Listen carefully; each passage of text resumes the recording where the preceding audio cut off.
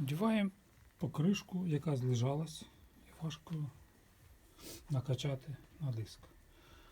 Різні методи пробував, теплові, різні, не виходить. Вийшло за 1 хвилину. Якщо взяти другу покришку, кладемо колесо зверху, без диска, нижня покришка. Свою покришку ось такою монтировочкою в внутрішню частину потихеньку надіваємо на диск трошки, щоб вона не пригала. Тоді прижимаємо цю покришку, вона тут по ободу починає прилягати. Накачуємо без вентиля, бажано шлангом від прямо на компресор. Я знімав шланг, ставив сюди, накачалось дуже швидко. Раджу.